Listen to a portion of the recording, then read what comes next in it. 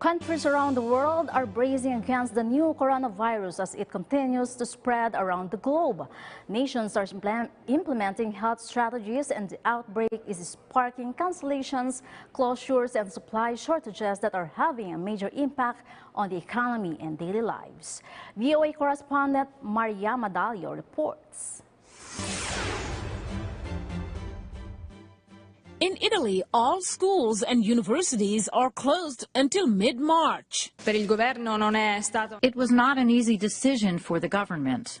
Classrooms, lecture theaters, churches and restaurants were empty after the government adopted new emergency measures to contain the new coronavirus.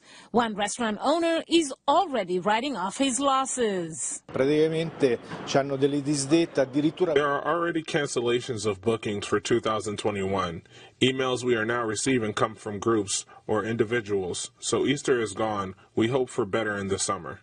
In Milan, entrances to many churches were locked. Some residents say this isn't the right approach.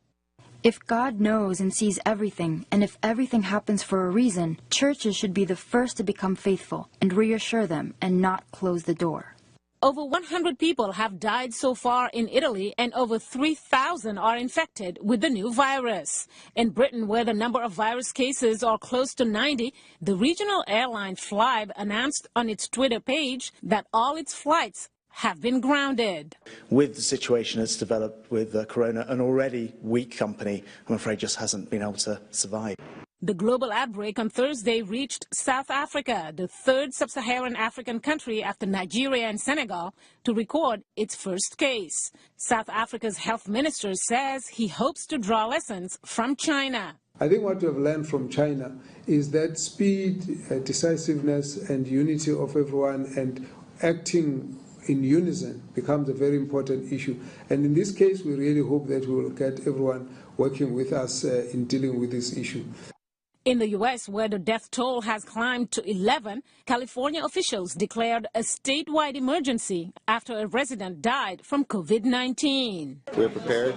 It could be something that is less than we expect. It could be worse than we expect. And all the experts are saying there is no way to predict that ahead of time. The man who died was likely exposed during a cruise on the Grand Princess, which traveled from Mexico towards San Francisco. But instead of docking there, it will remain off the coast of San Francisco.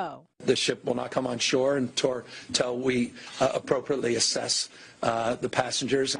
And in an effort to tackle mask shortages, South Korea decided to ban all exports of such items. It also is limiting the number allowed for purchase to 2 per week. We know it's not enough, and even this is not guaranteed. Please understand that masks will be given to the people who work for disinfection, medical treatment and safety first. South Korea reported over 430 new cases. It's one of the countries most affected outside of China, where a slowdown in the number of new cases is bringing a sliver of hope.